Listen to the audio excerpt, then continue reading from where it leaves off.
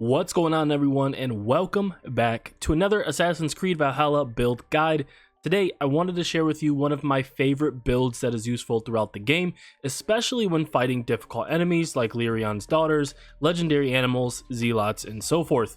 Now, before we get started, I do want to say thank you to everyone for helping reach our goal of 10,000 amazing subscribers that we reached over the weekend. We had a goal of doing that before the end of the year, and we actually reached it before December even started. That's incredible. You guys are incredible, and I just wanted to say thank you. Thank you very much. Other than that, let's go ahead and get started with this build. All right, so in Assassin's Creed Valhalla, there are plenty of weapons, armor, skills, and abilities for you to use, and of course, a lot of different combinations in doing so.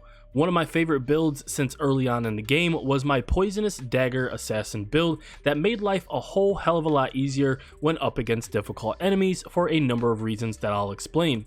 First, with this build, you will be getting a ton of poison damage in on the enemy because of poison strike and miasma. This will also cause AoE damage, which is a huge thing considering we almost always fight multiple enemies at once.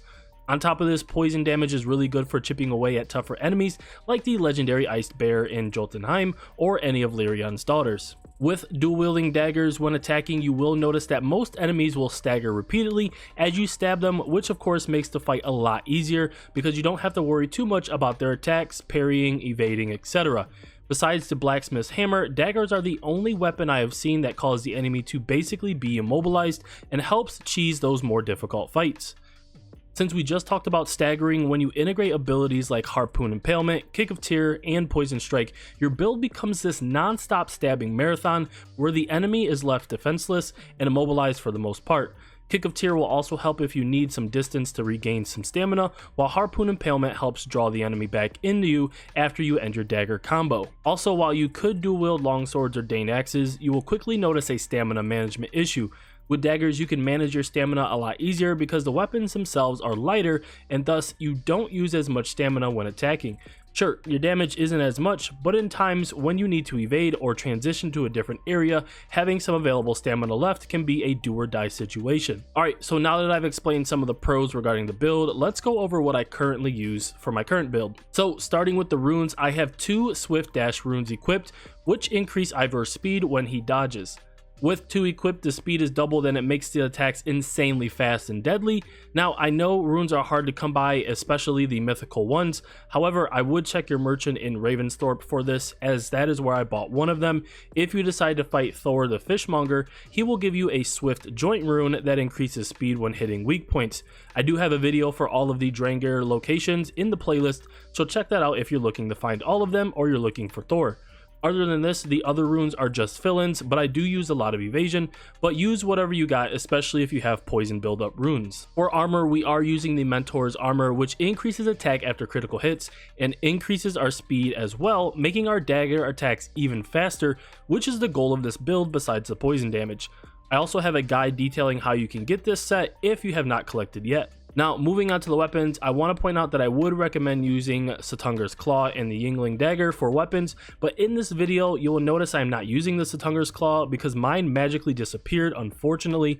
Either way, with our increase in speed from dodging, we will also increase melee damage from the Yngling Dagger, which is a perfect combination for being lethal. The Yngling Dagger can be found in Norway, as located right here on your map. Now, for Suttungur's Claw, go ahead and reference a video that I have in my playlist that shows you exactly how you can get that dagger. I'll actually put that in the description below just to make it a little bit easier for you guys. Now, moving on to the abilities, we are using Harpoon Impalement, Dive of Valkyries, Kick of Tear, and Poison Strike. Of these, the Kick of Tear and Poison Strike are going to be the most important ones that you need to have. While you are fighting and dashing around to keep your speed and melee buff on, you will not want to finish your combos, and this is one thing that I want to stress with this build. I repeat, you don't want to finish your combos with the dual daggers, but instead, when you get close to finishing your dual dagger combo, you want to then use Kick of Tear. You will notice that your adrenaline will build up very fast with this build, but always use Kick of Tear to then knock the enemy down and then deliver a lot of damage. Then you can go ahead and follow up with Stomp and keep your Poison Strike on as well. This will be the key to most boss fights with this build. Kick of Tear can be found right here on your map if you don't have it yet.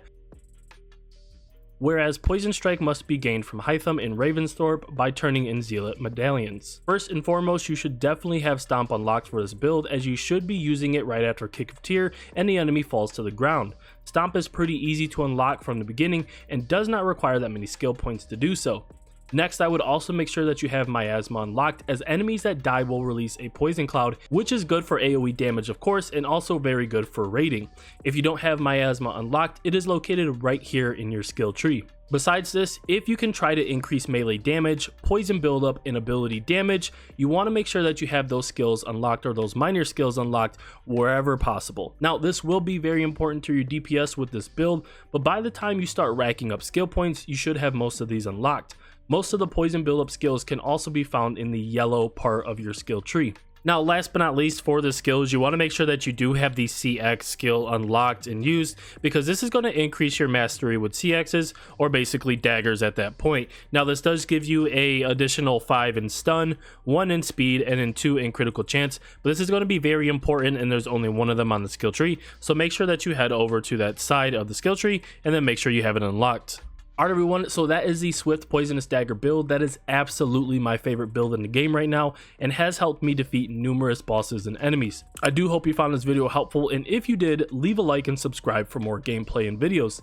Thank you to everyone again for reaching 10,000 subscribers. That was a huge milestone for us this year, and we'll be doing a video to address that and a giveaway, so make sure that you stay tuned. Enjoy your week, and I'll talk to you guys soon. Peace.